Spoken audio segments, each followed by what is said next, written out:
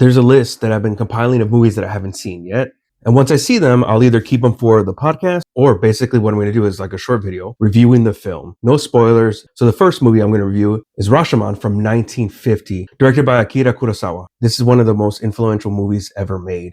And it's famous because of its non-linear storytelling, which then coined the phrase the Rashomon effect. It's basically the storytelling of the same event from multiple perspectives. And this film inspired countless of other movies and directors. Quentin Tarantino, the first one comes to mind, Pulp Fiction, Reservoir Dogs, Kill Bill, basically all of his movies. Then other movies like Memento, Hero, Gone Girl, The Usual Suspects, and Vantage Point. So the film's premise is very simple. A woodcutter, a commoner, and a priest shelter from the rain, and the priest and the woodcutter recount a crime they'd witnessed to the commoner. And from there, we hear different and conflicting versions of this story. And then this sets up the retelling of the events by other people. And the crime? A samurai is found dead in the woods, and his wife was assaulted. Then from there, we also hear the different stories which are being recounted at a court hearing. And the other three stories that we hear are the bandit, the person who murdered and assaulted the wife, and then the dead samurai. It was kind of a weird aspect of this movie that kind of was integrated. I was like, why would that happen? But it is told through a medium. And then of course you have the woodcutter's original story and then the priest story. But the priest is only giving context. Now, things that I did like about this movie,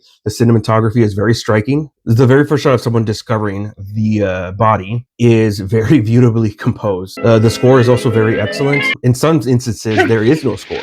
There's no music. There's barely any Foley, and that actually adds to the unnerving of this situation. I don't know if I said that correctly. One of the stand-up moments during the testimony of the wife. So she's recounting her testimony of what happened after she was assaulted. She goes back to her husband and she's asking for forgiveness. For some reason, this movie was made in the 1950s, and the husband sits there in silence and stares at her. And for several minutes, the camera hides his face and it only shows her reaction to his face. And that actually builds the suspense. And so when it's finally revealed after 3 or 4 minutes, his face, you kind of think it's going to be like some gruesome, like gross kind of thing. And it's really not. It's not grotesque at all. It's just a stoic look. And you have to see it to see what I'm talking about, because it is really weird. It's just him staring, and it's so captivating the way this actor was able to do that. It's very unsettling the way he looks. That said, some sequences drag. The fight choreography feels very clumsy. A few of the scenes lack energy, or, even sometimes the sound where it's not there, it needs to be there. And I counted at least 5 different perspectives,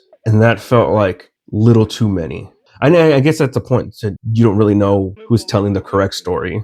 And I also felt that supernatural element that kind of came in out of left field was very unnecessary. That samurai story could have been the one taken out. Overall, I can see its influence, especially now that I've seen it. I've always known about this movie and the Rashomon effect, but now that I see it, I see how it's engraved in other movies. Not even just movies, but, shows and stuff like that. But I'd give it 2.5 out of 5 movie boards. Thank you guys. Remember to like and subscribe, and be sure to follow for more reviews.